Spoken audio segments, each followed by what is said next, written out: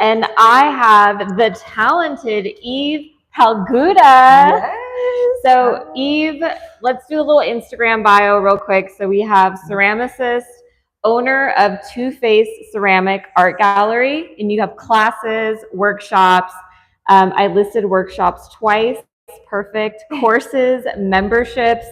So is there anything you would like to add to that Instagram bio? I feel like you covered mostly everything. Yeah, we are building an awesome art community here. So lots of classes. We've got summer camps coming up for kids. Summer camps. We do art gallery openings and music events when we can, dinner parties.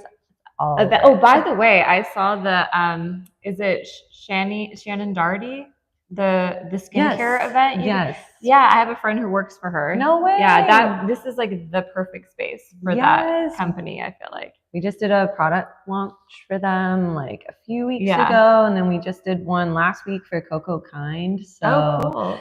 Really cool, like beauty brand pop-ups have been happening in the space too. Interesting. It's been attracting beauty brands. I know. I'm like, it's wonderful to see like how they transform the space too, because their aesthetic is like so on point. So they come in like beforehand, look at it, and then order everything, and then do like the whole installation. Yeah. We worked with some like event agencies. WTB event agency is the one who has done like a lot of the events here, and they are phenomenal to work with. So yeah, brands hire them, and like.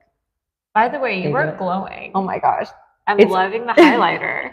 Thank you. I lost my normal one, and I ran to like CVS yesterday. Oh, really? It looks so good. I'm so like, I had like a nice one, and I'm like, this one is way more like shiny than I'm used to. Oh, thank you. Yeah, the Sephora sale is starting tomorrow. Ooh. So if anyone needs anything from Sephora, that's good to know. The sale starts tomorrow. I mean, for Insider, like for Beauty Rouge and VIB, I think it already started. But I've been slowly adding stuff to cart. That's smart. To get my 10% discount. I went to my like just running through like quick stop, but I'm like, that's a good like actually. Oh yeah. What's crazy is I ordered this hair care because it's this brand called Davinus. And I ordered it on Amazon, and then like it got lost, my package. So I had to cancel it, and then I was like, wait, this all happened for a reason because it's the Sephora sale. You're like, so it's meant to be. It was meant to be my lost package. What? Okay, so Eve, important question. Are you a good girl? What does that even mean? What does it mean to you? Oh my gosh. What's the first thing that comes to mind? With good girl? Yeah. Well, it does have so many connotations. Yeah. It really does. I'm like, some of it's a little bit risque. Some of it's just normal. Were you raised Catholic? Did we talk about this? Yes. Okay, yeah. So I feel like that is something that's like definitely, the idea of Catholic guilt. Yeah. The like morals, things that you're like holding up. Did you feel that like when you were a kid? Definitely. I still feel it as an adult. I feel like there are things that like, they're just like so ingrained, and I don't know.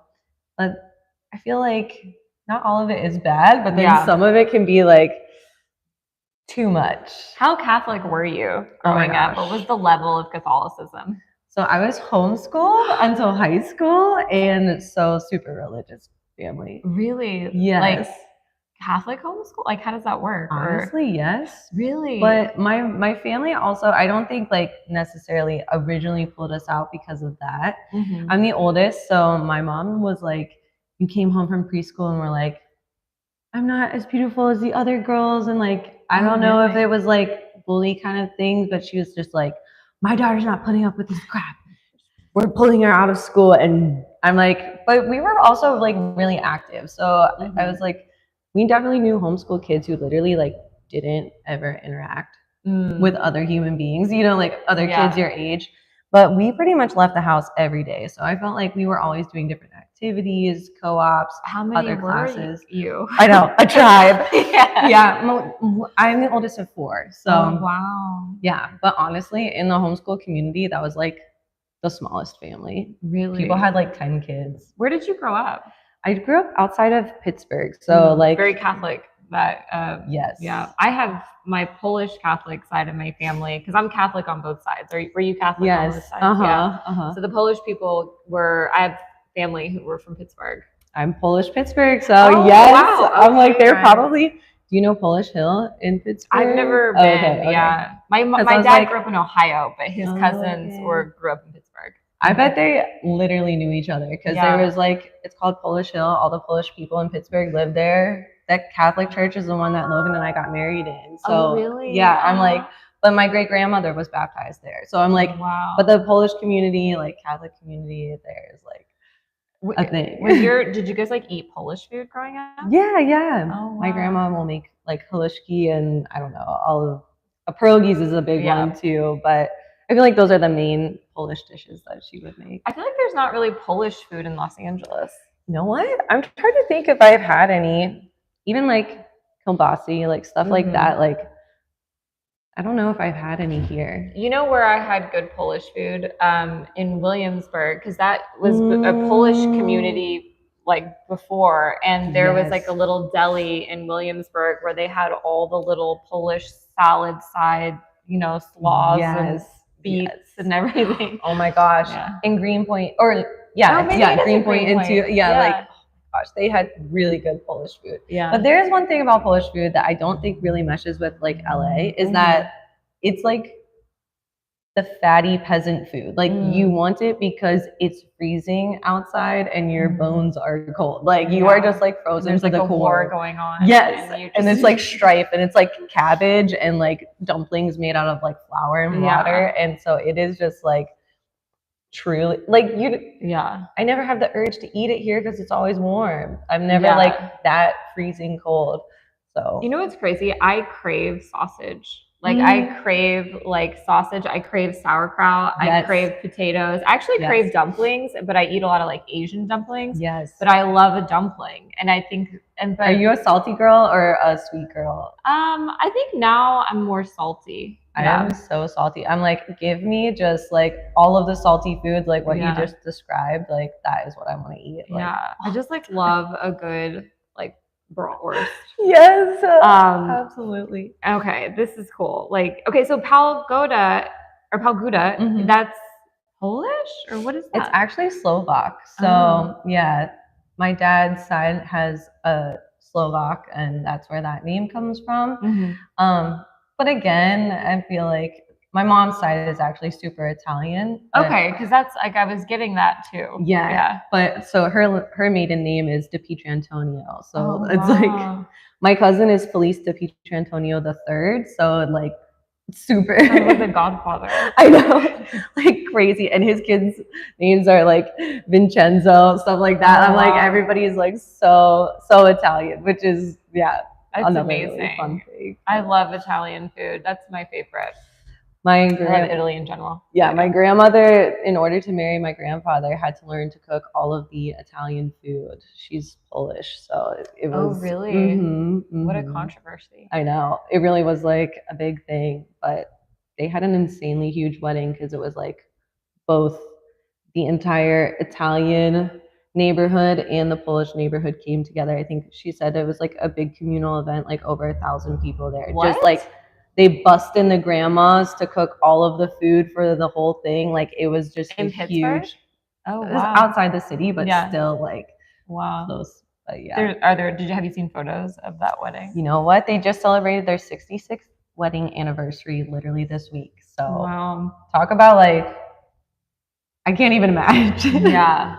66 years of marriage. I can't even get married. Wow, that's amazing. So how we met was through Candy, right? So where were we? Oh, we were at Candy's old space. And we were doing like a little class, and that's how we met. It's beautiful. It's been like almost 2 years, right? Think so. Like in the fall, maybe, or I don't remember. Yeah, maybe like a year and a half, close to 2 years. But I know, I'm like, you were there with a bunch of other girls. Yeah, I was meeting everybody at once. Yeah. You know what's crazy? I always tell people about when I met Candy. I had actually gone through like a massive like friend group loss. Oh, wow. And so when I met Candy through Sam, and then Candy introduced me to all these women, and it started, I think, around that time that I met you. Gosh. So I just inherited all these friends when I like really needed friends. Oh my because gosh. it was like a major, because it happened like a friend loss and a breakup, and everyone was like intertwined. So I lost these people. Yeah. We've all been there, right? Yeah. But no, Candy is like incredible for that, because Yeah. I actually, like, during that time is when I just moved here and I literally didn't know anybody. And one of the hardest things is moving to a new place for an artist is like, I don't have a structured like work environment where I actually go and meet new people now. It's like I moved to a city and I literally don't know anybody. And she saw that I was moving here. We had been in a show in Paris together, and she was like, you have to come to the studio. And she just invited me through Instagram, and that's how we met. And here we are today. Here we are today. And you've been so generous. I had my book launch here for my book, and it was an like amazing space. Literally everyone who attended was like, where am I right now? And I'm like, you are in Two Face Ceramic Gallery. Like, welcome to the world. Yeah, right. So yeah, super amazing, generous person. Okay, so what brought you to LA? My husband got a new job out here. Okay. So that's what brought us out here. But so it's kind of funny how it happened. He had been looking for a new job for a while, and I just told him, I'm like down for anything. Don't tell me until you get a job offer, because like I always like get way too excited and start planning my entire life in a new place before like anything's locked in. And so I'm like, literally just don't tell me, because I had already started Two Face Ceramics when I was living in Pittsburgh. Okay, so you guys came from there. So we lived in New York for close to 5 years. And then during the pandemic, we were like, my job was furloughed, and then he was able to work remote. And that was the first time he had been able to do that. And, you know, like the world was totally changing. And he had actually just gotten a job offer in Texas. And we were like, do we do that? We were looking at a new apartment in New York, which I really loved. It was in Greenpoint, and it had like the parquet floors, the French doors. It was like, had a beautiful street view with the treetops. It was gorgeous. And they wouldn't let us move in early. So we wanted to, we're like, the world is closing down. We don't know what's going on. Like, let us move in. And they were like, no. And they were going to charge us like thousands of dollars more. And we were like, no, we're just like on principle not going to do it. And so then we were like, should we take this opportunity, like go try something totally new? Or do we move back to Pittsburgh, because it's probably the only time we can be close to family and is when he can work remote like this. And so we ended up choosing that. And we went back to Pittsburgh. So we were there for about 2 years, and then we came out to LA. So we just did a like short little stint there. It was a very interesting time. Like it was the first time we had both been near family since like probably college, you know, it was just, I was like, it would be great to be near my family. Like I get along with them. And then I'm like, oh, there's so many things that I realized I hadn't you know, unpacked for years, you know? Really? Yeah, I just wasn't expecting it, but you know, having everybody in close proximity, and then kind of same for him and his family. And it was definitely an interesting time. And like Pittsburgh, everybody in Pittsburgh is very, very nice, but it is like the most dismal place on earth for like 8 months of the year. You just don't see the sun at all. So that reason alone, I'm just like, oh, it just is so painful. Yeah. It's just freezing cold and cloudy for 8 months straight. So I'm like, get me to somewhere sunny. Did you ever want to move to LA? Like, you know, no, like never thought about it. And then here you are, you just, and now, I mean, like, how you feeling? I love it. I'm like, I'm a sunshine baby. So I like sunshine baby. I'm like, give me the sunshine. It just energizes me like nothing else. Yeah. So moving here is like, oh my gosh, like my flip has been switched. Like I am ready to go. But yeah, I had started Two Face Ceramics there, and so I started making my own work and building that brand.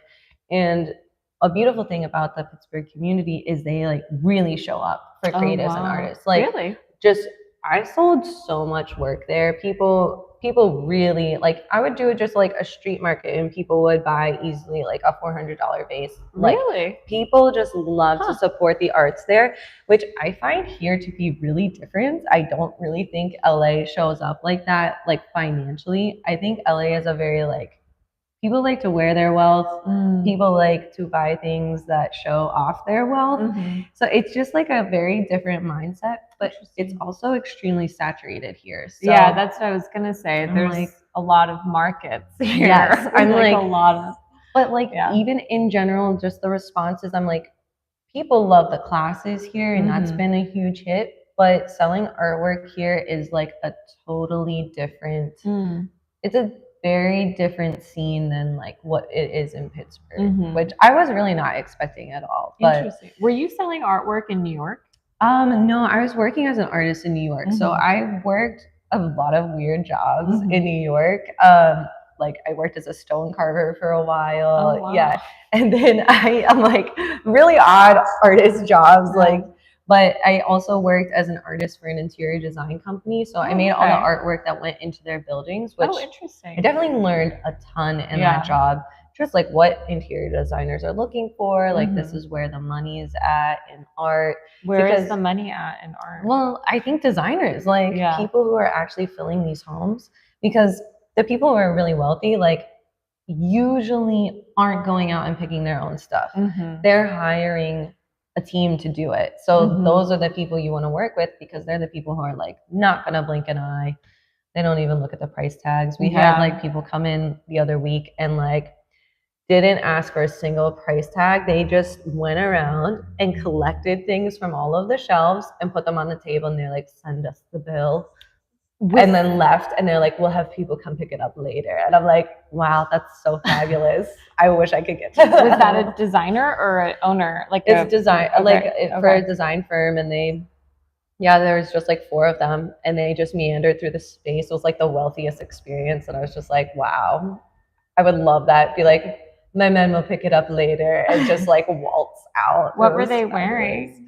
Honestly, just like normal things, but also I'm like not a name brand girly. Like I would not have any clue. I'm there like so dirty, like covered in clay. Were they really walking around like this? Or yes, it was so like the air about them. I kept trying to like kind of make like small talk, like chatty, and they were just. And I'm like, oh my gosh, okay. I will not disturb your peace. You take what you would like. Like, that's so interesting. Definitely. How did they find you, those people? Actually, they were just honestly gallery hopping, like down the street, because there are so many like places that sell artwork around here. So actually, I was gonna ask you about that because I was coming from this side of Melrose, and I just was like, did you pick Melrose on purpose? So I kept my eye out on real estate for a very long time. Like, well, not very long, because just as soon as we moved here, I had a small, tiny pop-up store in Pittsburgh that I did for 3 months before moving out here. And I loved it because I actually got to interact with people. So like them coming into the space, seeing them interact with the artwork was just really fulfilling. So I wanted to do that here. That was always like the intention. Obviously, the prices here for having a retail space is totally different. But I kept my finger on the pulse and just like kind of knowing the average price per square foot and like that kind of stuff. And how I really developed two-faced ceramics here was I started teaching classes out of my home studio. So I converted our 2-car garage into like, I tried to beautify it. People would come in and be like, where are we in your home? Because like we have a beautiful big window in our garage that like faces this big, beautiful lemon tree that's in our like little gated area. And like I hung the paper lanterns that I have here, there. I had some of the like shelving that I have here, there. And so people would just always be like, where are we right now? So I think this is a theme for you.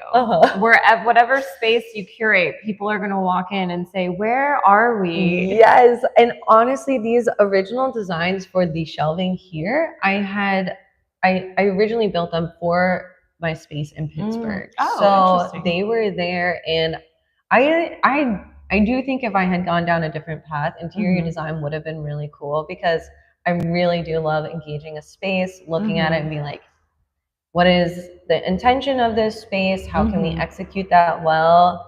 And like, how can we do it differently? Like, how can we like make it more interesting and like come up with something fresh and new? But so I did that at my home, and those classes really took off. Oh, so wow.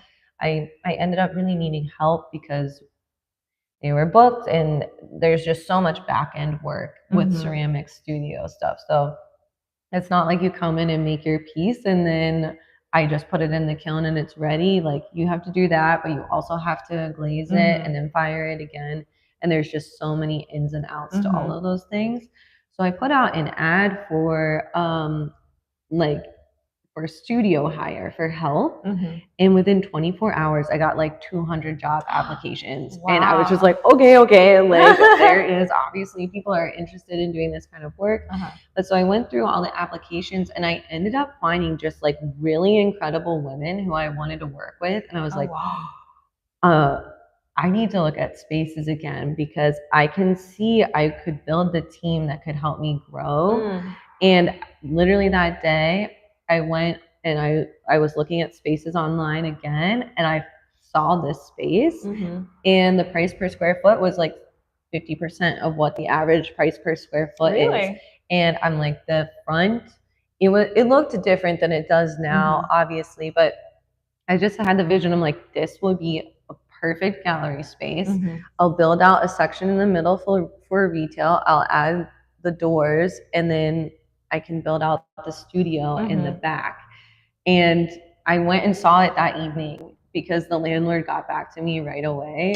And yeah. So you jumped on it. I jumped on it. And then I probably took a few weeks to like deliberate. But I also was like doing them calculations. I had Logan help me with those. I'm like, do the spreadsheets for me. Like, but I'm like, okay, I think that if I can at least maintain the current level of classes, I'll be able to pay rent. So just assuming that as the baseline, it should be okay. But I also will have so much room to grow in a space like this that I should be profitable as well. So I'm like, but it took like it took its time, but it did work out. So I always think it's so interesting when artists also have to be small business owners. Wasn't like expecting that. But I do have a lot of opinions on what art school should be like. But I didn't actually go to art school for undergrad. So I went to it for grad school, which was great. But I went to a very traditional school. But I think in any level of art education, I have a lot of opinions that like you really pretty much basically need to be getting like a minor in business, a minor in marketing. Like you do actually have to know.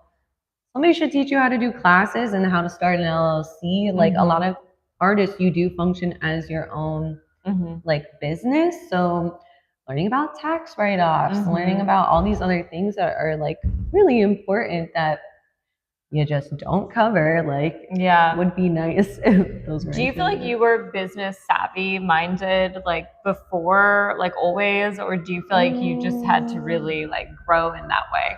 No, I'm like, I think the difference between being 20 and 30 is like, you like the struggle of your 20s of like trying to learn what kind of thing you're interested in doing. How are you? Sorry. We are on the line for the hospital. So like they do come by often. Okay. But I do feel like, you spend a lot of time like trying to figure it out, thinking maybe this will work, maybe this will work, maybe this will work.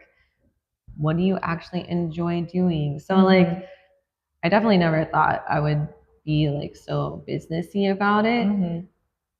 But actually, maybe that's not exactly true, because I did think in college that like it would be really hard to sell my artwork as just artwork. I always kind of thought ceramics would be a great avenue, a great business to have. That like I don't have to explain art to people. with a ceramics business. It's a vase. It holds water. It holds flowers. Like, I don't have to tell you like some deep like existential meaning behind it. So it's a functional thing that somebody can have in their home. So it just felt like a safe space in the creative world to actually have like a business to monetize versus just me personally as a brand, as an artist. This is my artwork. This is my story. Like, I felt very uncomfortable in the space of like selling myself. So that's why I like hide behind Too Faced Ceramics as a brand. And I always have like, oh, it's Too Faced Ceramics, it's Too Faced Ceramics Instagram. Like, I just will like, I can promote something that's not me, but I do find it really hard to be like promoting myself, which you have to do as an artist. I think like if you're not hiding behind a brand, which I feel very comfortable hiding behind that. But I also feel like with the changing times, like with social media and everything, it is about the brand, you know, like, so I can relate to what you just said, because I feel like in the past, like just promoting me, like as a writer or an actor, but then once I had the book and the brand of like Good Girl, the book and the podcast, it's way easier to promote that. Right? I think it's wonderful. And like, you still obviously have to like insert yourself into your brand. But when it feels like there's this little umbrella or a little shield, it is so much, I find it to be a great avenue, especially if somebody feels uncomfortable. Like, if you feel uncomfortable, start a brand like that you can like put your energy into. I think it's a great way to do it. But also it shows people that you are serious. Definitely. Like, you created a studio and a brand, and that's marketing. And, you know, people, also the way people's minds work, like associating like you or the product with the brand, like, so they know what they're kind of getting. You know, like, And I think like, and a lot of people, I'm sure you're on this too, but like so many people will tell me like, I need to put my face on more things and I need to be more integrated with the brand, even just with social marketing strategies, which is, I understand and I'm sure it is true, but like, I am taking my sweet time, like, and I have been trying to be better about it, but people are like, talk on reels, do it. And I'm like, we'll get to it at some point. But I like your aesthetic. Thank you. Yeah, I like what you have going on. Like, I'm never like, oh, I need to see more. You know what I'm saying? Like, I like just the aesthetic, because it's an aesthetic. The thing. I'm like, I think the gallery will always stay a little bit more refined. So like the gallery socials, and you know, that might look like us doing interviews with artists and stuff. Too Faced Ceramics as like a studio and kind of more production side. I think if I ever got time to actually make, like, this would be the goal at some point, is to actually like revive my ceramic brand too, you know, where it's like, okay, Too Faced Ceramics, this product launch could probably be tied more into the gallery side of things now.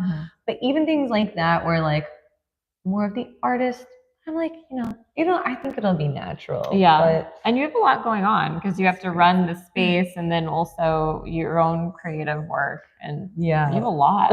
Which the creative work has taken like a backseat for sure, but I'm okay with that right now. Like, that's too much going on. Like, it'll have its season, it'll have its time. Like, I'm not worried. Like, oh my gosh, I'm never gonna make my own stuff again. I'm like, that's not the goal. So you're building something else.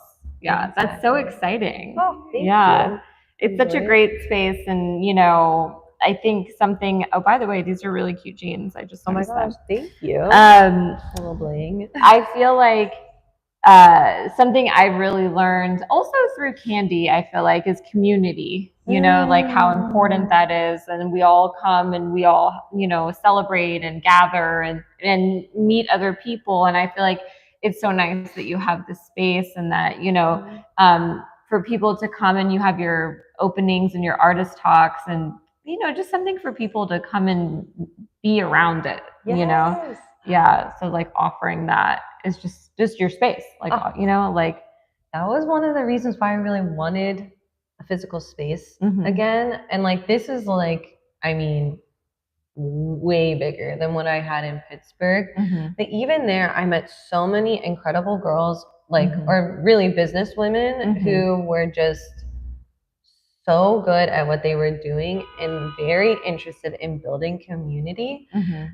And it's always such a rewarding thing to bring other creatives in because Mhm. actually seeing the arts mesh, Mm. there's just like the vibrations, like all of Yeah. the different energies coming together. I think it inspires a lot of different creatives. So like Mhm. if we bring music in here Mhm. and it's interacting with the space and that audience is interacting with this space, those ideas are being translated. Like it's just really like art shouldn't be made in a vacuum. So Mhm. having community is so important. And then Yeah. having a space that, you know, we have our official like venue rental decks, but if Mhm. an artist comes to me and wants to do something that's for the community, or even it's a low key ticketed event, I'm Mhm. like, we'll work it out. Like I Yeah. want to work with people. I want to give them a space. I know that rent is a lot. So Mhm. like we're doing other, you know, we've got the business side of things down. Mhm. So opening up the space isn't that hard.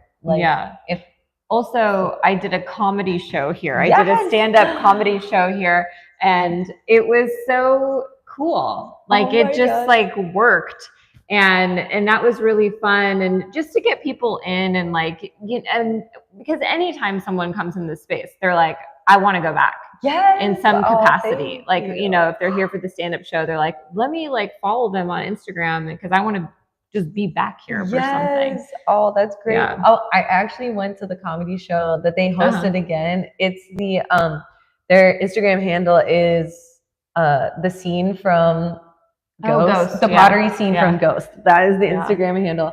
But they do it's open mic once a month, Mhm. and then the stand up show Yeah. is every other month, I think. Mm-hmm.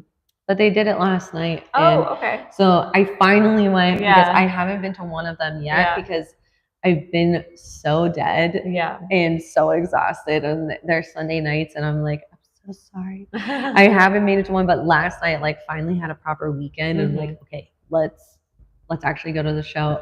There was one comedian, and I'm totally forgetting her name, and I was literally crying, like wow. laughing so hard. It was the most unhinged set I've ever seen, and it was Yeah. just absolutely hilarious and like I love that. such a good time. I think there's just so much talent in Los Angeles. Yes. You know, everyone just needs the platform. Definitely. Yeah. Which is why I'm like, come here. I'm Yeah, like, come music, here. do it here. I know, that'd be fun, like a little concert. Yeah.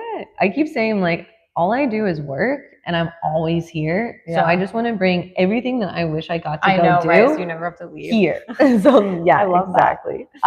Okay, so we kind of talked about this, like where are you in your career right now? So right now you're building the space and you're, you know, yeah. Yeah, I opened this space in October.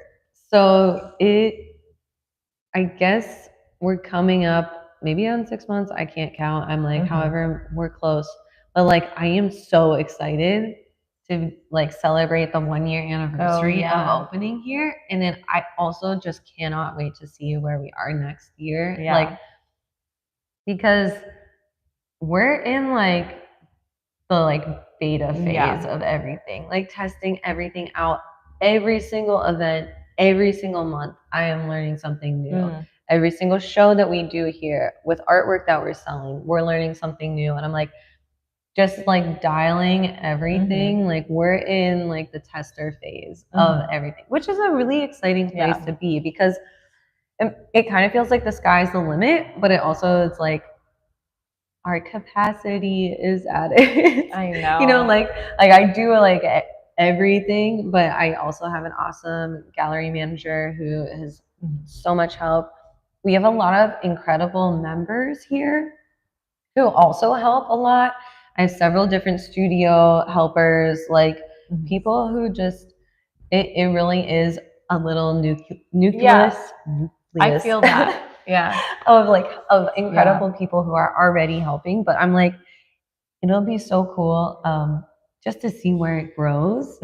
So I can't wait. But I feel like we're at the very start.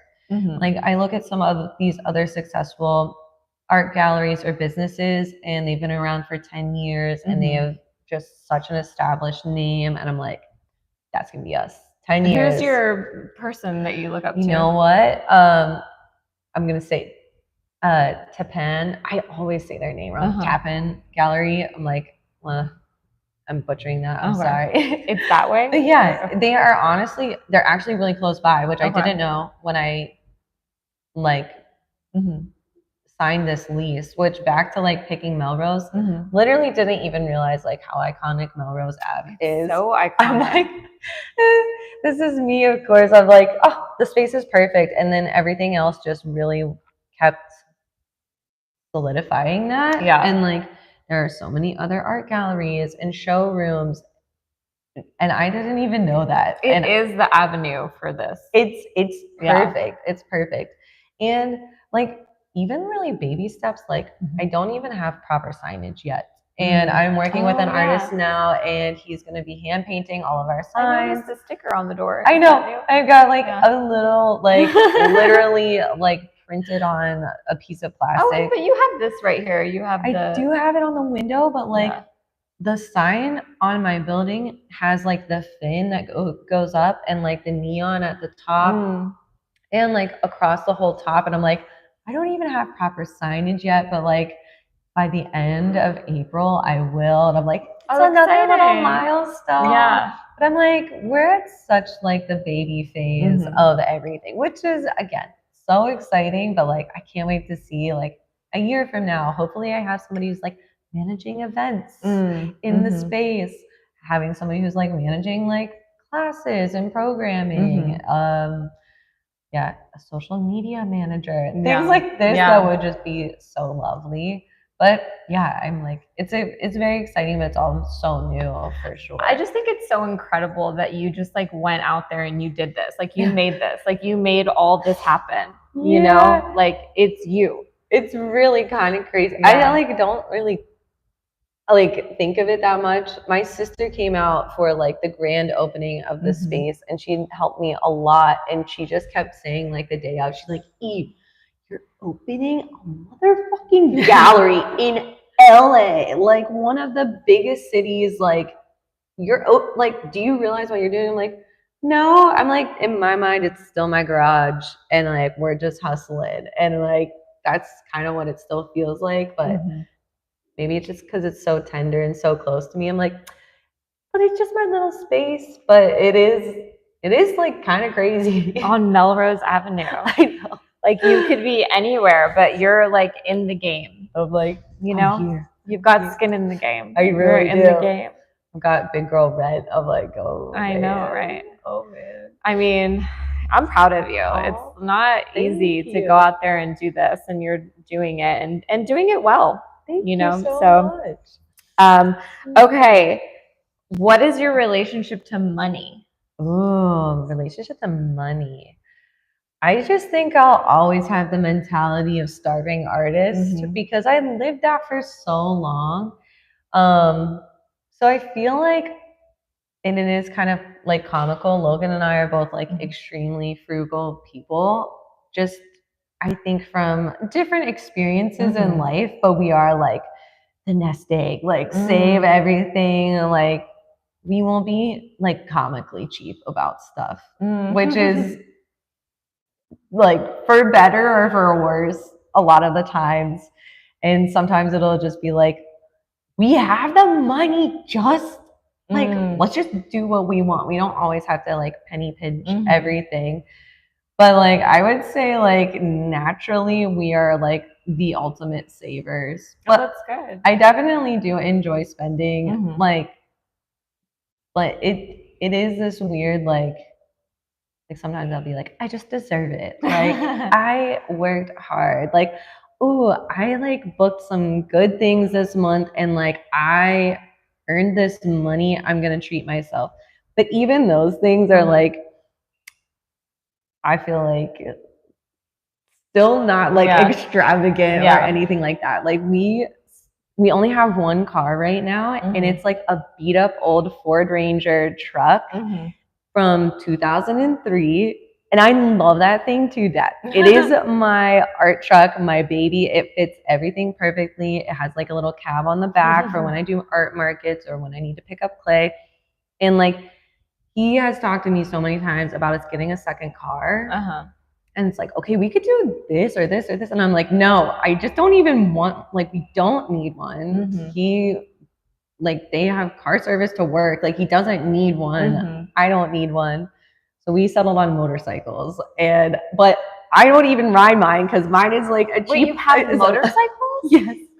Yes. But like, I'm like, mine is broken and old and I need to buy a new one. And like, so I don't even ride. But like, I will be so stupid cheap about this. I'm like, we don't need a nice car in LA. I'm like, we take Ubers when we need to go somewhere. I'm like, it would be fun, but then like you have to deal with parking places. I'm like, it just won't stay nice. Like, what's the point? So I feel like, with money, I think we'll always be kind of frugal. Even like doing stuff around the studio, like I am practically a handyman. I'm like, I've got all my own tools. I do everything. I built this space out myself. I hired contractors for a few things, but like, I'm like, I will be so cheap about everything. But I think like I maybe at some point, if my business was doing like the goal, I guess, would be to get to somewhere where I felt really comfortable spending money. But I also don't know, like, we're not doing bad now, and I'm still so cheap. So. Well, I think ultimately, like, you'll be busy dealing with other things that you won't have the time to fix the, you know, and like yourself. Things like that do come up at this point. Like, even talking about like hiring cleaners for our home. I'm like, we're 2 grown adults. Like, we don't even have kids, and we're still like, we don't want to clean our own apartment anymore. And like, we did have cleaners for a while, and then I was like, oh, forget this. We don't need it. But I'm like, it's getting to the point where it's been enough months now that I'm like, I think that maybe we do need to have them come back, you know? I mean, you have this space, let alone that space. So by the time you come home, the last thing you want to do is clean your place. Because with, you know, ceramics, there's a lot of cleanup, right? Oh my so gosh, you're not going to go home and so clean. much work. Yeah, I know. And I'm like, honestly, we both work so much. I'm like, we're lucky if we're both home by like 9 o'clock at night each night. Like, which his work ethic has definitely played into so much of mine. Because I'm like, even I would say it really started in well, we met when we were both like, I mean, pretty young. Like, we've been together over 8 years now, and so we kind of met at like, I was in grad school, so I wasn't even like full-time working anywhere yet, and he had just moved to New York and working his like first finance job in New York. So those are like brutal hours, because you're the lowest on the rung. Like, you know, you're I call it the scut monkey for like the whole office. Like, so you're working crazy late nights, and like I would be working like 2 or 3 jobs or going to school, like things like that, where you're like working these weird artist jobs. You're new in the industry. So like, we definitely started at the same, but I can't even say it's the same, because I'm like, one is the starting finance job and one is like art school girl. So I'm like, we're already like not on the same playing field. But like, I do think like we have grown up together, like just working really hard. So, but he's always been an inspiration, because his work ethic is like absolutely insane. There's never a weekend that he's not working, like works late every night. So I'm like, it's definitely crazy. But when we moved to Pittsburgh, and I finally had the time and space to start my own business, and I was like, I started working as like the teaching artist in residence at my old college there. So I was teaching the studio art classes at that college or university, and like I was teaching also like community classes at some of the Pittsburgh like art schools.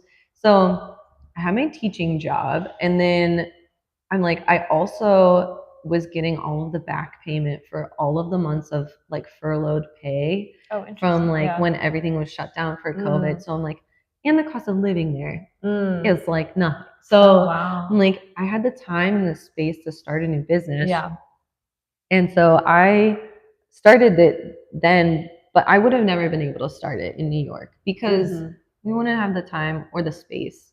But he would be working crazy hours, and I'm like there kind of during the quarantine time. It's still like so much is shut down, and I'm like, well, what am I gonna do like by myself all the time? And all my friends are back in New York. I'm like now so isolated. I don't know that many people here, and like I guess I'll just work in the studio. And so I feel like it just that workflow has really maintained itself for like 4 years now, like of dedicating stuff to two-phase ceramics. And like I do think it's super important, like your partner's energy. Yes. Yeah. Because if you're dating someone who has a job, but you know, kind of just is kind of wah about it, and kind of comes home and just wants to check out, watch TV, eat dinner, and then just kind of go to work. Then, like, you're gonna get caught up in that too. But if you're with someone who is like, no, like I'm like all in, you're gonna go be all in somewhere. You know? And he always really wanted to make sure that, like, I think some level of success was really important to him. Like, you have to go do something. Like, you can't just, especially, okay, coming from a really religious background, and I went to a really religious college. I'm like, the like general saying was like ring by spring. Like, mostly everybody would be like engaged by the end of college. I needed to go to that school. What was this? I'm like, it's really, I'm like, it's a double-edged sword though, because I'm like, everybody, which it can be a beautiful thing, but the idea of being pressured into like marriage. What school was this? I went to Franciscan University. Okay. So it's a super Catholic school, and it's just like the general joke. And like when I graduated with a humanities degree, and was like, oh my gosh, I literally like don't have a degree in anything I would want to do. My parents were like, you're not going to art school. We looked at a lot of places that were like, kind of religious, kind of art school. And I'm just like, if I'm going to do one or the other, like just, I don't like any of these schools like for art. But I always worked art in. So I ended up doing a year abroad, and I studied for a semester in Florence at an art school there. And how was that? Incredible. Yeah. I mean, the funniest thing was though, is like I could have been anywhere in the world. It didn't matter.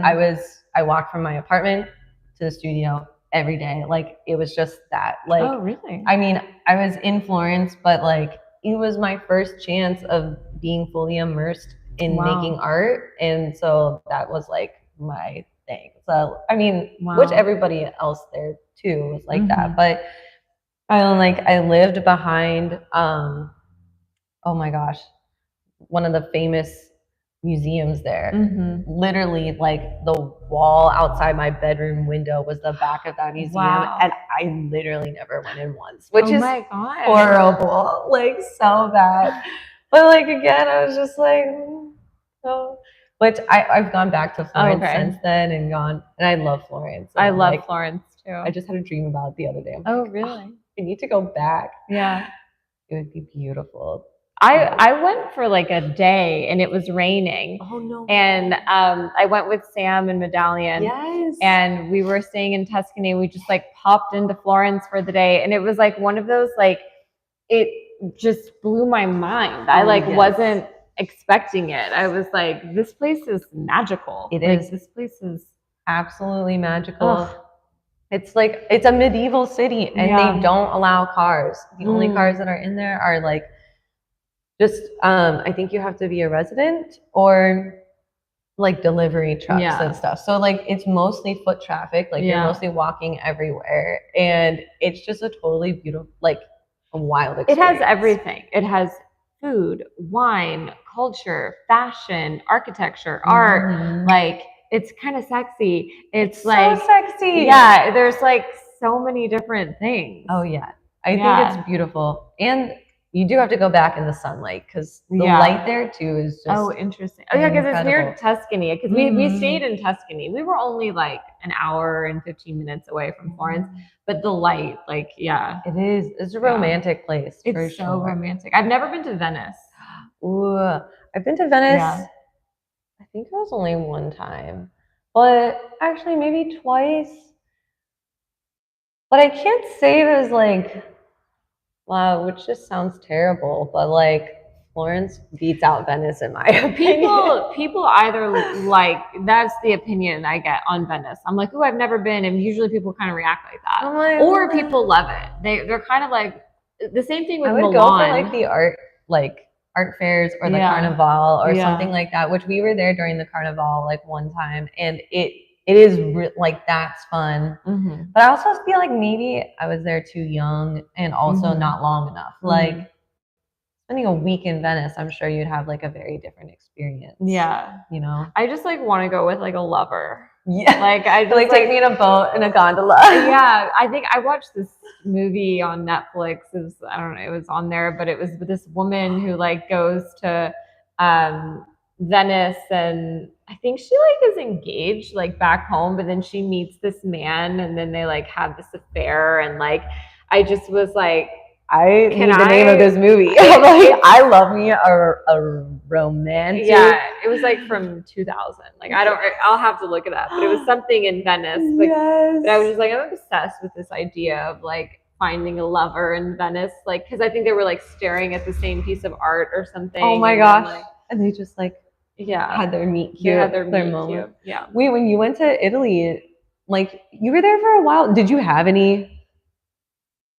I feel like romantic like interactions with anybody, because I'm like those men are like so two things. First of all, I never meet anyone when I travel.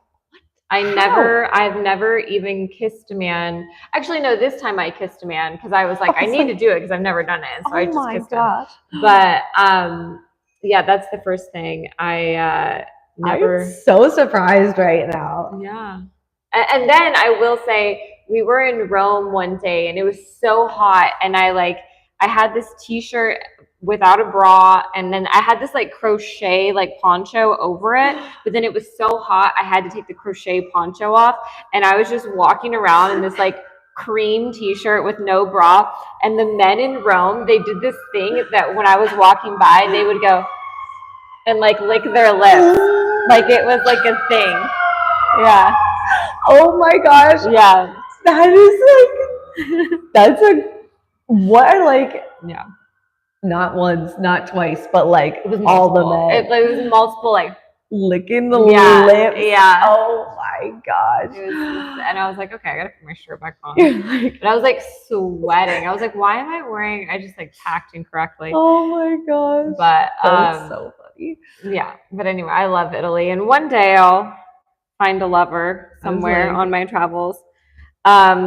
Okay, so going kind of back to that Catholic guilt, do you ever feel ashamed? Like, do you ever feel like shame?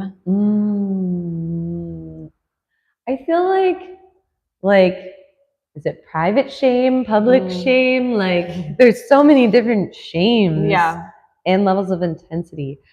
I do feel like when I'm meeting somebody new, or if I feel like if I'm in an environment that I feel really uncomfortable in, oh my gosh, I see literally the dumbest things. Like I like will not even be able to I'll just be talking to me like, what is coming out of my mouth right now? Really? And then when I go home, I'm like, oh, well, I'm going to think about that for the next 3 years and never forget it. Yeah. I feel like stuff like that, like, oh my gosh, for sure. I think, I don't know if I feel a lot of shame. I would say I'm maybe a very confident person in a lot of ways, but I do think I am human. Like, again, like things like that. If I have embarrassing moments, like I'll be walking around the house and I'll just be like, oh my gosh, like I just remembered that thing, and it's just like, so embarrassing. It's usually with people that like you kind of want to impress, like, or that are doing really well, like even if they're like a friend, and you have like the conversation with them and just like I've had that happen too. Why do I do these things? But Yeah. like when I get really nervous, I will make like such dumb mistakes or like say things that are like, oh, what? Like that came out like totally wrong and like not the way I meant it. And like, oh yeah, I will get so awkward so fast. And then my face will turn beet red and then I start sweating and I'm like, I gotta go to the bathroom. I'm like, I'm out. It's so bad. But I feel like I would say for a long time, like I think I like really love what I'm doing now. But I think for a long time there's a lot of shame in being an artist where if you haven't like I don't even feel like I've made it yet, but I feel very comfortable with I feel very excited like I'm at the beginning of something that I love. Like but I feel like I did spend years being like so underpaid, so screwed over all the time. I don't know if you've had this. I'm like, you're in a different creative industry, but I'm sure it's the same thing. Yeah. Same thing. I'm like, if there's an artist, you're not getting paid. Like, especially when you're starting out and you just want like any visibility, any experience. I think there can be a lot of shame in that phase of being an artist.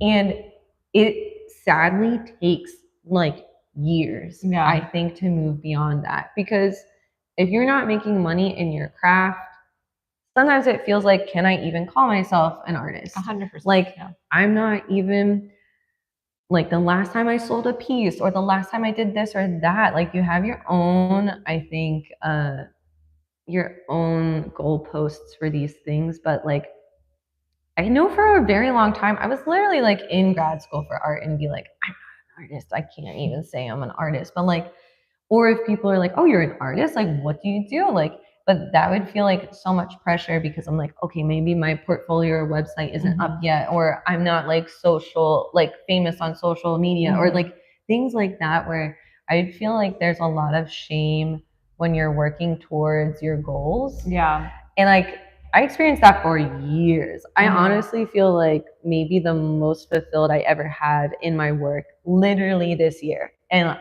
opening this space. And that happened a few months ago. So like even hosting like the classes in my garage, I'm like, even if I made it beautiful, even if people were like, where are we right now?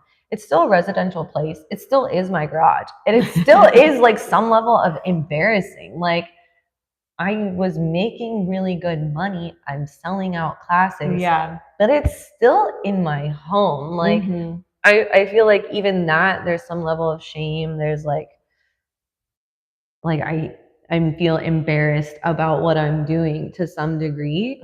That like, but you know, if I didn't put myself out there, if I didn't open up my home to those classes, like I absolutely would not be here right now. Yeah. I would probably still be at home making artwork in a different capacity. Like, which there is nothing wrong with doing that, but like pushing through the shame, pushing through the awkwardness, because I really almost did not offer classes like that and almost didn't do it because one, I'm like, people are such creeps. I'm inviting people into my home. People will now know where I live, like even just on the basis of like safety level. And then two, like, who the heck is gonna pay $65 to come take a ceramics class in my garage? And people did, and they did, and they did. And you know, I also did have incredible people. Like, people would spread the word, and people were so like kind and. There would be people who would come and make video. There was one content creator, Audris Lim, and she came in. She had met me at a market, and she came in and she made a reel about my video or about my studio that went viral. And she probably changed like the whole trajectory of what this was. And like, I do always think like maybe that's also why like I love bringing people in here or opening the doors or always trying to say yes and collaborate with people, because I do think like it does take a village. Like it does take people actually building each other up. And like, I'm so happy to say yes to those things because I don't think I'd be here if the people in my life didn't do those, you know, like she didn't even, she paid for her ticket in that class. Like, and I'm like, and she made that video. Like, I'm like, things like that. But this is the thing about being an artist is having a fan, like having someone who just is like, yes, you know? And I think like when you're doing the right thing that aligns with you and you're expressing yourself in that joy, and also you're just good at like what you're doing, you're going to attract these people who are like, yes, like whatever she's selling, yes, I want it. I want to help her. I want to be a part of it, you know, and that's just like what it's about, like connecting with the right people who are just going to support you. And on that note, I'll shift it a little bit. Like, because even just talking about shame, or I'm going to tie that into just growth in general and also meeting the right people and good people. One thing that has been so incredible about building this space is I don't have to deal with the icky men of the art world. Oh, really? Yes, because I'm like, I don't need your business. I don't need anything from you. I don't need your wisdom. I don't need your experience. And I have met so many incredible women who run, like in the design world, in the art world, people who I feel like I can look up to, people who I feel like I could ask questions to. And that's a huge difference from where I was 10 years ago, even just as a young artist, where like, oh, I feel like you've definitely had to experience these things, but like where men just dangle the idea of opportunities. 100%. Yeah. And it's so disgusting to me and I hate it so much. And one of the best things about being like, okay, I've now been working in this for like 10 years, like your radar is just like beep, beep, beep, beep, beep. Like, no tolerance for this bullshit. Like, it's just in the end, it wastes so much time. So much time. It's never real. Also, like, I now have the capability of having actual professional relationships with people. And it's just always so much harder when you're starting out to be like, I need to say yes to every opportunity. This could be something. And then you just realize, oh, that guy just like wanted me to like go to dinner with him. And like, or just wanted to get my number and is now texting me things that like, you wouldn't be texting somebody this in a professional capacity. And like, or, I just can think of just so many instances where like the unprofessionalism of men in this kind of like, we don't have an HR department. Yeah, I was just about to say that. There's like no HR. Yeah, I'm like, and the amount of people who think that they can take advantage of that. And like, there's just so many young artists who like, I just need something to work out. Like, so I feel like it's that power dynamic. Like anytime, like in Hollywood or in the fashion industry or the art world, there's the people who are connected and have the pool, and then there's the people who are up and coming and need the help, and which is unfortunate. Which of those power dynamics? I love that I now have a space where I'm like, I can work with female artists or other artists who feel like it can be such a sticky world out there for up and coming people. And now I get to be like, I love your work. Let's have you in here. And like, this is a professional relationship. We're excited to work together. And you don't have to be like creeped out or like, what is the intention here? And like, and also you are the boss. Yeah. And I get to be like, which is nice. I've only had like a few instances in LA of like, I would say like icky men. And honestly, one of them made me cry when I got in the car because I was like so like unprepared for it. And like, you know, like it's so different when you think you're going into one situation. 100%. Versus when and then you like put on your like mask of whatever that is. Like mine's totally like the people pleaser, which like going into good girl, like, okay, like what is my facade is instantly like, what do they call that term? Like fawning? Like, in therapy, or like that's your mask that you put on to like be like, how do I get out of this situation? Oh yeah, safely. And then I got in the car and I was just like, what the fuck just happened here? Like, oh my gosh, like that was so unprofessional. This man just said so many highly inappropriate things to me, and like, oh my gosh, like, you know, you just Also, these people are just like going around traumatizing people. I know. It's like you're having this, like, you remember this. It's like a visceral experience, and it's like some person caused that. And like, they're a married person too. You know, like I'm like, it'll be like it can be anybody, and I'm like, oh. So I love what I do now, and like I literally don't have to put up with anybody's bullshit. Like, where, oh my gosh, recently, a few openings ago, some guy, I didn't realize what he was doing, but he connected our phones, and he got my contact information, so he got my phone number like that. Which my phone number is out there because it's for the business, you know, stuff like that. But it just felt so like, usually I like to connect with people on socials because then I have your face, your name, what you do. It's all there. It's easy for me. I honestly have like a stupid amount of text messages on my phone because people text me about stuff for the business.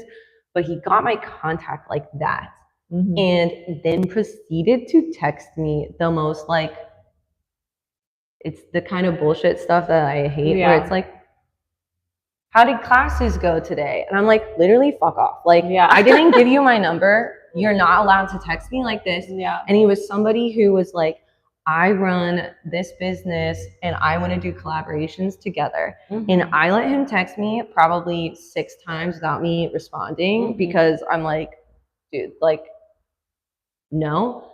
Then finally, it looked like a ChatGPT write-up. I was like, dear so-and-so, if you have any actual business proposals, feel free to contact me. And proposal email here. Thank you. Bye. And like, he has still showed up to events here from that. And I'm like, okay, you can come. I don't really talk to him, but I'm also like, dude, like, what are you thinking? I know. It is interesting in that way, like when you are a public figure, like you're putting yourself out there and you have shows and you need to promote them, and then anyone can just come and anyone can, you know what I'm saying? It is like, you're like a sitting duck.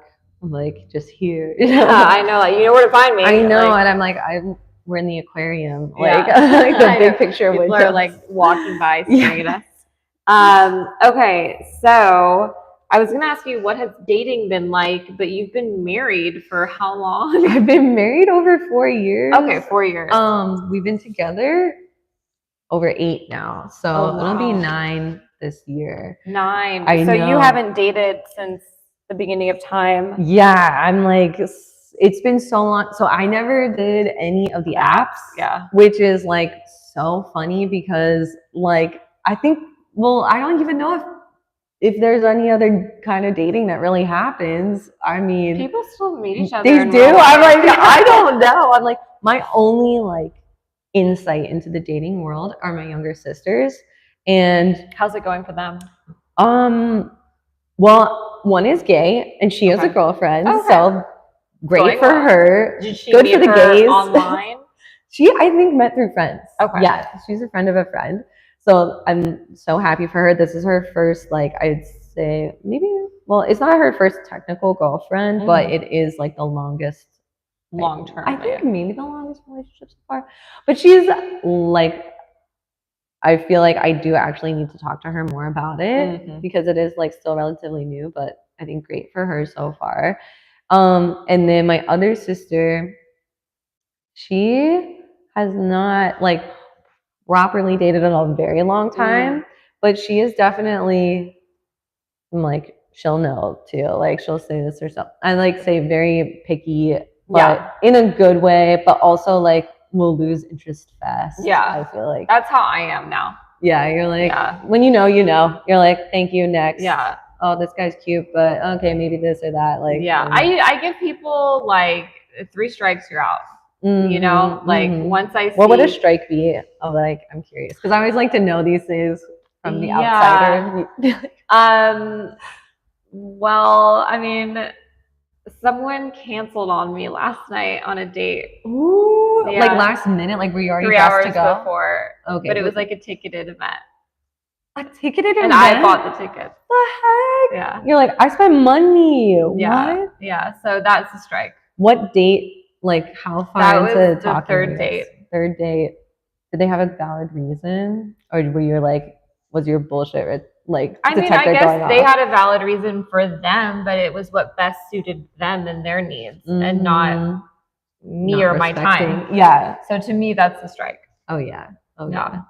Like, where do you fall on payment for dates? For dates, I mean, if he makes more money than me, like I think that he should want to pay. Like, you know, like if I'm a princess baby. yeah, I'm a princess baby. I'm a princess baby. Before Logan, Yeah. I would call men my meal plan, and I would have like a different date Yeah. every night, and be like, "Yeah, I'm not paying." Yeah. And I'm like, I also don't owe you shit. I'm not a hooker, so yeah. I feel like if someone, I always go by this kind of like, for example, with the thing on Sunday, it was my idea to go do that. So I was like, I will say, okay, do you want to go do this? And then I'll kind of a few days later be like, okay, I'm going to get our tickets. And then if they say, oh, let me get the tickets, he can get the tickets. But if they don't, I'm like, okay, it was my idea and I think this would be cute, so I'll do it. I like that. But I mean, that's a respectable. But I kind of was like, oh, that's interesting that he didn't offer to pay for the tickets. Yeah. Do you know what I'm saying? Because it's still in the courtship phase, which is important because it's like you're going to get to that other phase where you guys are like splitting groceries and shit. Oh, yeah. So it's like in the beginning, I feel like it's super important that the guy put his best foot forward. Yeah, woo me, right? Yeah, he did woo me on the second date. Like the second date was like a really nice, like also it was like a ticketed like dining event, which was like really nice. But and it wasn't cheap, and I know that, but like he proposed that, so you know that's like on him. But but yeah, like of course I like it when guys pay for stuff because like you know I am an author and an actress and a writer and trying to you know I make money doing social media content. I'm not like in finance, bro. Like you know so. And it's just nice. I love following some of the sugar baby accounts or like the sugar baby coach. There's one girl who does these sugar baby like coaching videos, which I just think. What does she say? She is absolutely hilarious. But one thing that I thought was so funny is she's not a gold digger if you're like taking her out to dinner. Like you're just doing the basic bare minimum and like things like that, which again I just think her content is so funny. But so being raised really old school, I'm just like, look, if I have to deal with the misogyny that comes with all of that, I at least better get the perks. Like my mom, I don't need to pay with my mom was like, if he doesn't come pick you up, it's not a date. Oh, that is like super old school. Dang. Because she'll be like, are you meeting him there? Like, and I'm like, yeah. Yeah, I feel like or ordering you an Uber like to pay. Like I've had guys send a car for me like to go meet them, especially if they live on the west side because nobody wants to drive over there. And also if you're drinking, it's dangerous. Yeah. So no. Wow. Yeah. I feel like in the modern times, at least in LA, picking you up for every date, that might be hard. But at least calling the Uber, that's a gentleman. Yeah. I think on the first date, I mean, if you know first date safety reasons, you're not even wanting that. Like, but if you kind of like, you know, whatever, like, no, but like, kind of moving forward, it is nice to get not have to drive. Yeah. If you're like all dressed up. Totally. Or like offer to pay for your Uber, but I got in fights with Logan when we first started dating, but we again were like such broke kids, like when we first started dating, but he still would like treat me to everything all the time. Oh, that's nice. Like there was one time where we were going to the ballet, I think it was for Valentine's Day, and I was all dressed up and I had stiletto heels on. And I was just like insistent that we had to take a car. Yeah. I was like, I'm not doing the subway. in heels like this. And the problem in New York though is the gridlock traffic is so bad that like he ended up having to work so late that it was like, if we were going to go, we really should just take the subway or we're not going to make it. I threw such a hissy fit. I was such a little bitch about it, for sure. But it was enough at the beginning where I'm like, these are my standards. And I'm like, I'm not asking for a car every time, but like, it's Valentine's Day. Stilettos you're going to the ballet and you're wearing stilettos. I must be chauffeured. No, I get that. But it is kind of funny. And like, we were so young and like, now it's like not going to be a question, you know? Like, hey, there's some level of training that goes into these things. So do you feel like he wooed you? Yeah, I feel like he wooed me, and I would say like I did really like him. I thought he was really cute, and we just like are like, I feel like the energy or connection was just like so like high, like we were just like there. I don't know. Wow. I always describe it like I'm never somebody who like just has a casual friendship that slow boils into a relationship. I'm like, we make eye contact, the spark is there, and I'm like, it's you, and like now we're dating. And so I feel like very much. Sign? I'm a Scorpio. Oh, okay.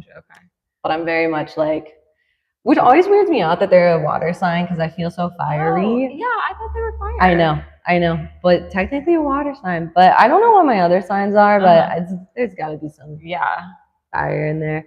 But like, so I felt like I was like definitely seeing other people when we first started dating because I'm like, this is early dating phase, you know? And then when he wanted to make it official, then we're like, okay, like official. But I feel like the real thing is I had never been in a relationship for longer than a year before him. And I always get to a certain point where like something has to change early on. And I definitely felt that way. Like New York was like very claustrophobic and I hated the job I was working at. And I'm like, something needs to give. And I ended up doing an art residency in Millersville, like in the middle of PA, a bronze casting residency. So like learning sculpture and bronze casting and being a TA there. And I'm like, this is usually my escape route. I'm like, something needs to change. And I just wipe the slate clean and I like move and I'll go do something. And I'm like, guess what? I'm out, babe. Like, I'm done. And I did that like when I left basically grad school, like for grad school is kind of a crazy story. And like, I basically up and moved my life in 4 days and went to school there. Like it was my dream While school. you were dating him? Well, so this was before Logan, but like after undergrad, I had gotten into this school. It was the only one I wanted to go to. I got in on early acceptance, but I couldn't get enough scholarship money to go. And I'm just like, I would talk to them almost every day and be like, I just need money. I need scholarship money. The summer passed after graduation and I still was like, don't know what I'm going to be doing with my life now. And I got a call from the school a week before classes started. And basically somebody had died and donated a ton of money to the school. What? And I got a massive scholarship to go. Wow. And I was like, I'm going to do it. Like, yes. And I literally just packed up everything and left and was like, I'm never going back. And I was there and like in school, I just found a place to live. I lived out in my suitcase for the first semester. I subletted somebody's room and I didn't even have like a dresser or anything. So I just lived out of my suitcases on the floor. And I shared that bedroom with another person who had broken her foot and didn't have a job and literally just laid in bed all day.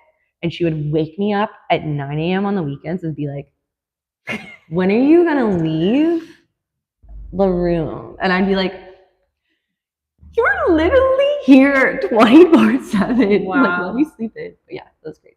Oh, but I moved to New York and that week, the weekend I left, that boyfriend cheated on me and told me, and I was like, cool, thanks, bye. We literally like are done. Like, no. And then but so I always make these like exits. Mhm. And so with Logan, with this residency, I was like, I'm leaving, like need to change. I gotta go. And he like visited me every weekend. He would Aw. come down all the time and he put in the effort because he's like, well, are we gonna stay together? And I'm like, well, we'll see. Like, if you Wow. try, maybe. Like, and he did. And I was like, wow, I am so impressed. Like, Yeah. what a difference, you know?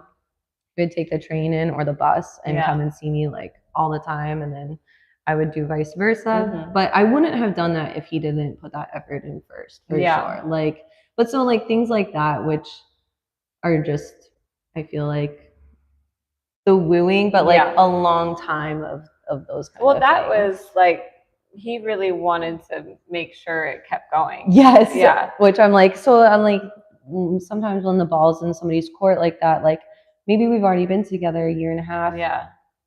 But it can still fizzle out. And like the 100%. same now, even Yeah. like you can never treat something as like a given. Like Yeah. if you don't put work into any relationship, I'm like, Yeah. I've never done long distance because I just am like, I don't understand that. That's not a relationship. No, we did that for a school semester or school year. Yeah. Sorry. And it was really good. It was really necessary. I personally had to do that for myself. Mhm. But I definitely didn't have any expectations for our relationship because I was like, well, you know, if somebody quits trying, like, Yeah. I'm not going to be begging somebody to make me a priority in their life, right? Yeah. Like, you kind of can't, because you can't change somebody else's actions. Yeah. So, but yeah, I know. People will choose what they want. Yeah. And you have to, my mom will always say, like, listen. When somebody's telling you, like, listen. Yeah. Like, with their actions, listen, which is really hard. Yeah. A lot. I know, because we want what we want. And we're just like, no, that's not going to listen to that. Mm-hmm. I have a story in my mind and you are going to play that character. Exactly. And no. Exactly. No. So that's hard. But yeah. What's the longest relationship you've ever been in? 3 years. 3 years. Yeah. That's a long time. Yeah. I was like a relationship person right out of the gate. So like when I was 15, I had my high school sweetheart, which was like a 3-year relationship. And then another in college, I had like a 3-year relationship. And then a bunch of 2-3-year relationships. But I've never made it over 3 years. Mm-hmm. Yeah. What's usually what's your like exit? Is it usually like because there's a big shift in your life, or is it like? I think that there have been some shifts. Yeah. Like when I moved to LA, like I was dating a guy that I had met in college, and that was like a 3-year relationship. And I stayed 1 year after college and worked in Austin, and we were still dating. And then I booked a movie, and then I was going to be moving to LA. And I feel even before I booked that movie, I kind of felt like we were heading in different directions, which we did. Mm-hmm. So I ended up booking the movie and moving to LA, and he ended up moving to China. What? I've dated 2 guys who we've broken up and they've moved to China. They're like, give me all the way. Yeah. And it makes it easier for me because it's nothing's harder than like seeing your ex, like, or they're right there, you know, and they like, you know, they're right there. That's always, I make my escape with like a move. Yeah. Or I did in the past. Yeah. I'm like, that's the only way to do it. Yeah. Just you can't be in my sphere anymore. Guns a-blazing. Yeah. Okay. Where are we? Okay. So what do you feel like is a red flag for you, or like, you know, like, or something you would say to like one of your girlfriends if like they said, oh, he did this, you're like, run. I don't know. I don't know. This isn't a red flag, but a rule of thumb my mom always had was like, he has to have a car, like, which is like the bare minimum, which I mean, I feel like at this point we're like so far past that, but like, that's always like a hilarious thing. But I feel like, a red flag. I'm trying to even think of some dating stories that I've heard recently.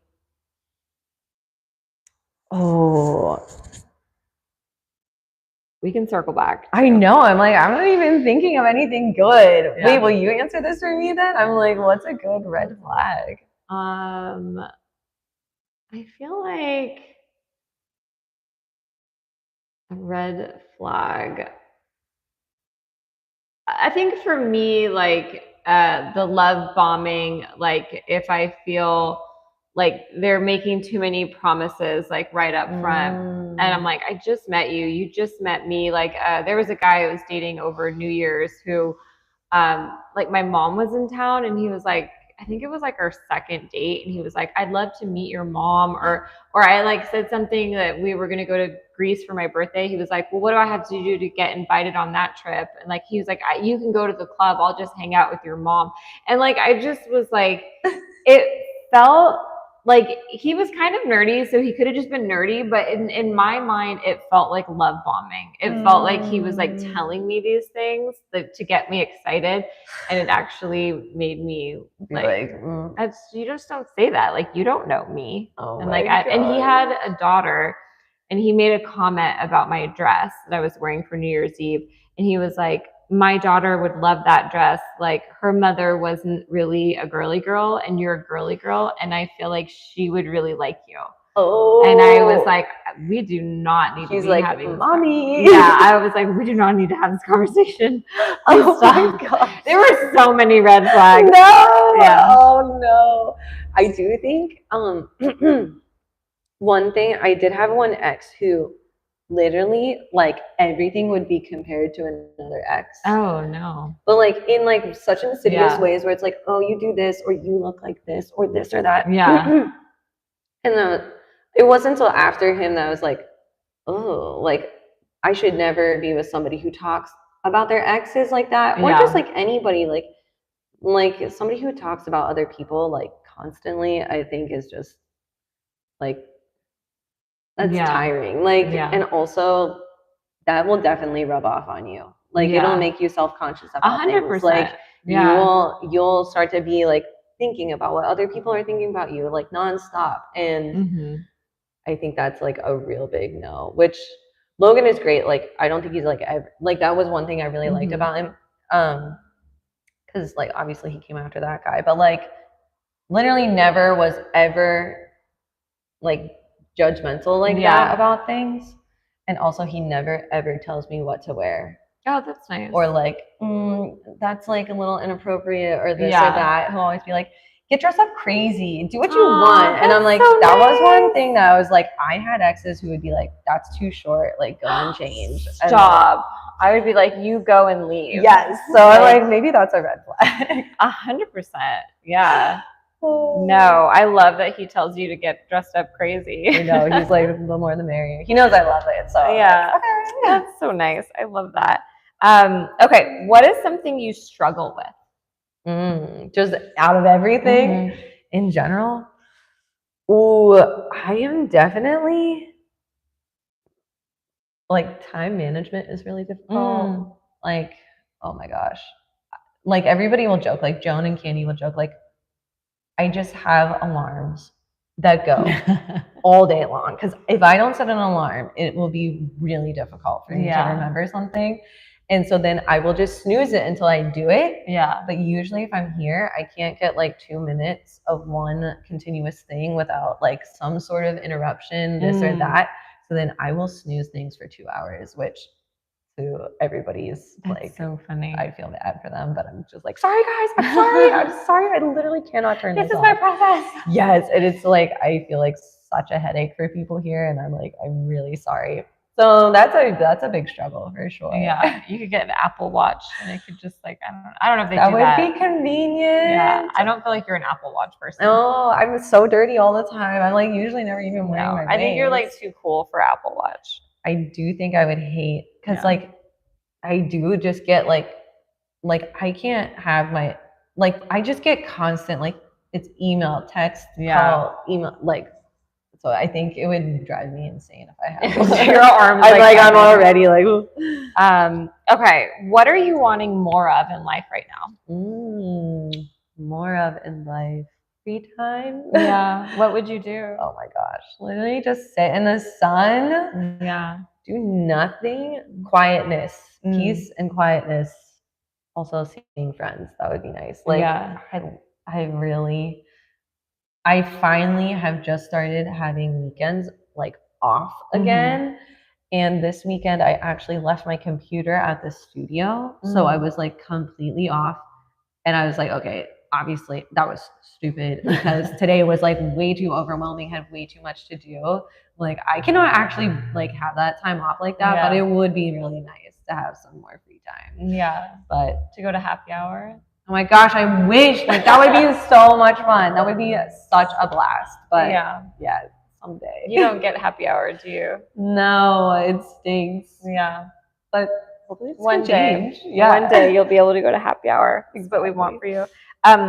So what are your female friendships like right now? Oh my gosh. I feel like I only have female friendships. To be honest, like truly, I don't even know about like any men. Like besides my husband, which is like legally obligated to be my friend, and then like family members. But like I do feel like probably I haven't had like a good guy friend since grad school, or even just like in New York, like Logan's roommates were always so sweet. But like I don't know. In the past, at some point, I just was like, I literally can't be friends with men. Like, it just never is okay. Like, I feel like they always, like, you know, I don't know. Maybe that's weird, but my male friendships are extremely limited. So I'd say they're pretty much only female friendships, which I am 100% okay with. Yeah. Unless you are a gay man, then you are an exception. But like in general, I'd say mostly female. And honestly, I have met so many cool women here. And pretty much all of them are creative, like which is really exciting. I've met people through the farmers markets, which I've worked, which again, I'm like social. I like going to the farmers markets, and I use them to promote my classes here. Do you still do the farmers market? On occasion, because they're on Sundays, and they are kind of miserable. Melrose Place is my favorite, and I go there and I love it. And like the market manager there, she actually started after I had been there for a while, but like she's one of my like really close friends here now. And like I've just met like I think I've met everybody either through farmers markets, through candy, or through the classes here. I had one girl who came to literally my very first class, and then she just kept coming back. And she lives in my neighborhood, and like again, one of my super good friends here, and like she is the sweetest human being. And so I feel like they're all pretty amazing. I do think they are all really neglected, like sadly, because for up until very recently, I was working every Friday and Saturday night, and then markets on Sundays. So like, I'm like, I don't have any weekend, and most people, like your weeknights are kind of like you're recovering and like you're, I don't know, like you're just a little bit more. And even for me personally, I still will end up working really late. So like people will want to get together, and I'm like, I just literally cannot. So sadly, my female friendships, I think, are suffering. But like, I feel like they're always great. I try to be really present when I'm with people. Like I don't go on my phone. So I'm like, if we get to hang out, it's gonna be really great. But like getting us to hang out, it might be once a month. If we're lucky. So like, that's difficult. But yeah, I don't know. Do you have time to go to dinner with friends? Like, do you do any like socializing? I really don't do that much. Oh, really? At all. Like my big night off is I go to jiu-jitsu, and I do that like once a week. And that's my like workout. Like I know that is, and I try to be like kind of sacred about that. But like that's like the one thing I commit to a week that is like 2 hours, and I just like go 2 hours. Yeah, long class. They're long. And I'll just like go, and I say I just like go wrestle men and be sweaty and like kick butt. And then I'm like, that's fine. That's you. That's your time. That's my me time. That's my me time. That's so funny. I mean, it sounds like fun. Okay, so what are your goals like in life? In life? Oh my gosh. I'm really bad. I don't feel like I've adjusted my goals for like since opening this space. Oh, interesting. Like, I think goals would be, I would really like this business to thrive. So I would say making this like a self-sustaining business, something that like I could potentially not be here full time anymore and it not be like all consuming to my life, which I don't know, maybe that's a 5 or a 10-year goal, or maybe that's like a never goal because maybe it'll always be my baby. But I think I would love to have a life again at some point. So like, but I would really like to see this through. And it's definitely something that I don't see myself getting tired of doing. So if I could have my way, like I'll be doing something creative until I die. Yeah. I just think like that's the way to go. Yeah. So I think writing this out for a while, I don't know. I love the West Coast, but I could see us like wanting to move back to the East Coast at some point. Just to be closer to family because all of our family's out there. Where would you see yourself? Like, I don't know. We'd have to scout. Yeah. Because I'm like, I don't want to be in Pittsburgh. But Yeah. I do want to be like on the East Coast somewhere. I love being near water. Yeah. So I don't know. We'd have to figure something out. But I really do love California. So I'm like, maybe like split time or something. Yeah. I do think I would love to have kids, but I don't really see how that would play into like business. So maybe like in the next 5 years, maybe having a kid, which we've talked about this before about like maybe like, you know, even doing something like 40 or, you know, like an older mom, like I could see that being great. It's just something I always wanted to do. And I do think if I look back on my life someday, I would regret not doing it. I don't think it's for everybody. And like, I know so many friends who don't want kids and like, that's not what they're interested in. And I think even if I feel very fulfilled with my life right now, like, honestly, I'm like, it's like, I love what I'm doing.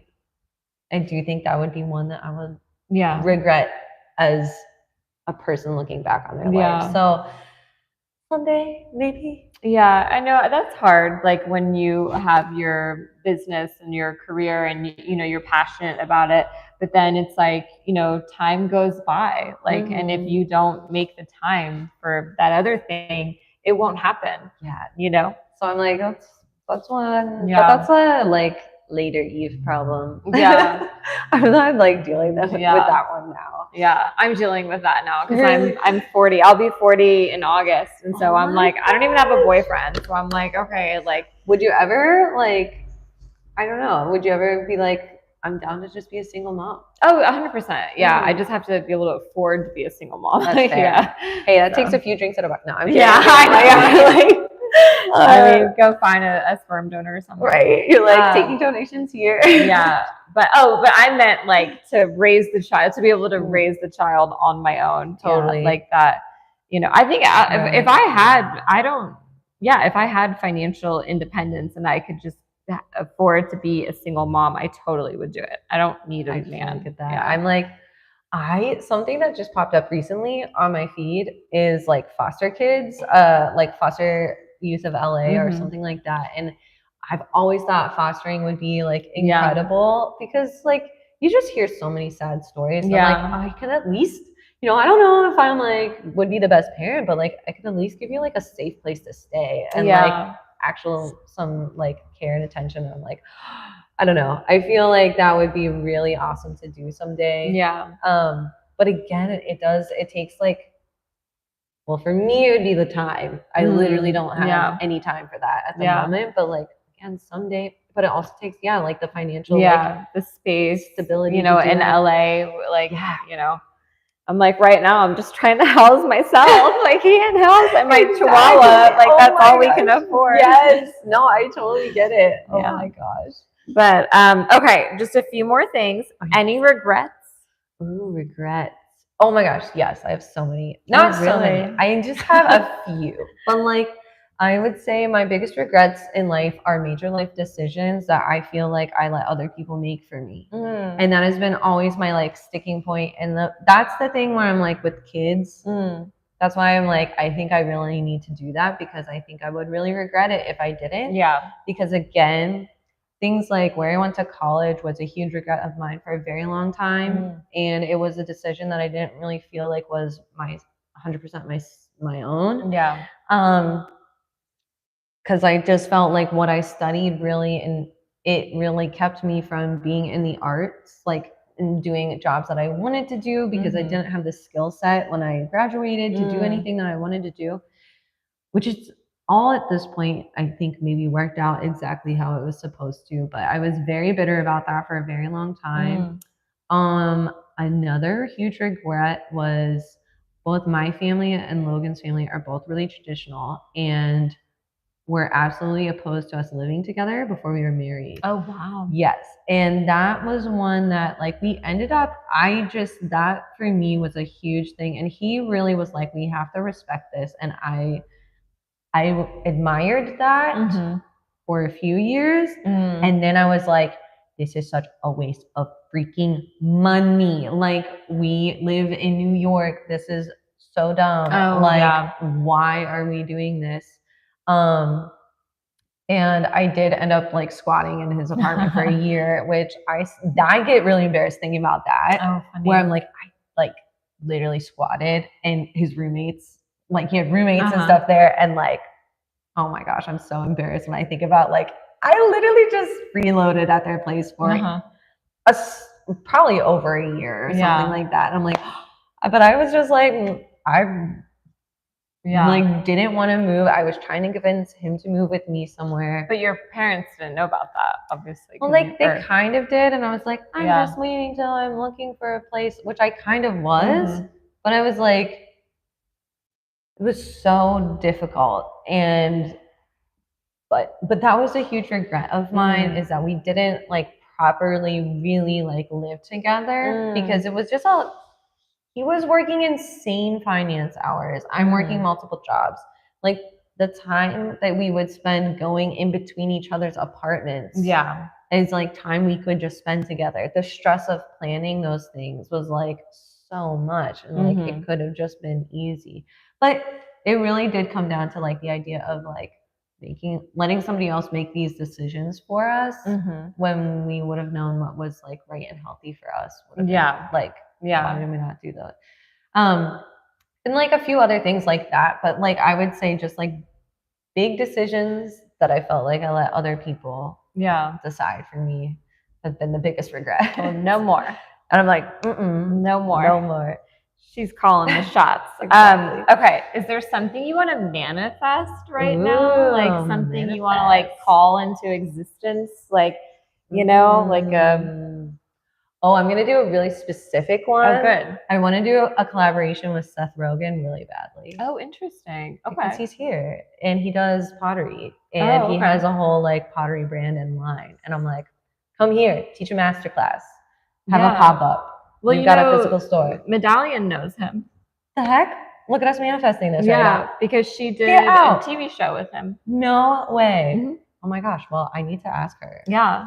I think he like doesn't he? I know he lives like pretty close to me. Allegedly. So I've heard. Yeah. So that's what I want to happen. I'm like, doesn't he? Oh, how funny. Yeah. Well, okay. We're putting it out there. Amazing. We are calling Seth Rogen into Two Face Ceramics. It's going to happen. It's happening. It's happening. That's so funny. That's so specific. I know. I'm like, hey, it might happen now. Guys, thank you so much for tuning in today. What values? Okay. Oh, well, someone asked a question. What values do you both find important in a partner, and what values do you want to bring to a relationship yourself? I mean, he has to be honest.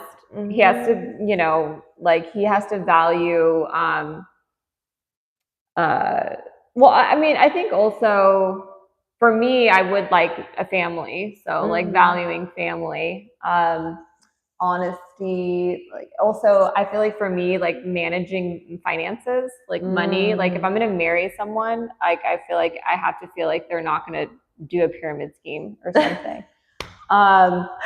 Yeah. And I feel like for what I bring to a relationship, I'm very loyal, I'm very dependable. And I feel like I'm very supportive. Yeah. I love it. I love it. What about you? I feel like Values, I definitely really respect working really hard.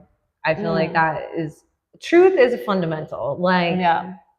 that's where I'm like, ladies and gentlemen, it's on the bar's on the floor. But Yeah. it's amazing because I feel like, especially from the amount of, I feel like stories I've heard, people I know, my own experiences, that seems to be a big issue for a lot of people. Like people not just like can't tell the truth anymore. Yeah. So, but I do feel like, yeah, like obviously, who wants a liar? Yeah. Nobody. Nobody has time for that. Which I feel like, yeah, those are, but yeah, I really do value like the working really hard. Family's super important.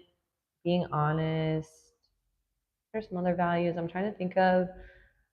I feel like understanding religious backgrounds is important. Interesting. Too. Like, if you have somebody who like completely doesn't understand what that was like, or how it might still influence your life, like that would probably be pretty hard to deal with. But yeah, I guess what is the other part is what do you bring to a relationship yourself? I don't know. I always say I am definitely a fun person. I'm like, I will come up with all of the fun ideas. I do definitely like to like relax, but like I hate feeling like life is passing us by. Yeah. And like we're just rotting and doing nothing. So I'm very much like, I want to see what's out there and what's going on, which again, I guess most of my energy has been spent here and I'm like haven't been doing much of that. I really honestly feel like I don't know LA like at all. Oh yeah. But I also just haven't had the opportunity because all my energy is going somewhere else, which is okay.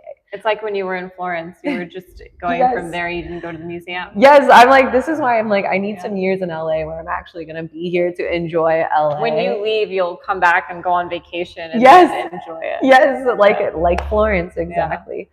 But I feel like that, I'm like, what else do I bring? I'm a vibes gal. You are a vibes gal. She is a vibe. I'm like, you are not going to have a dull life. It's going to be fun. And I think like, I'm definitely the half glass full, really positive. Like any situation, like how can we make the positive spin of this? Yeah. And also, I would say like super loyal. I'm like, it'll be the ride or die. Like I'm like, I guess I'm married. Like I'm signed up. Like long haul, let's go. No good. So yeah. Okay, guys. Well, I think that's it for tonight. So thank you so much for joining and tune in next week. I'll have another amazing guest. And also go buy my book. It's available on Amazon. It's called Good Girl. If you want to hear more about things that we talked about here today. But okay, I'm going to end the live. So it takes me a minute to do it because I have to take this light off.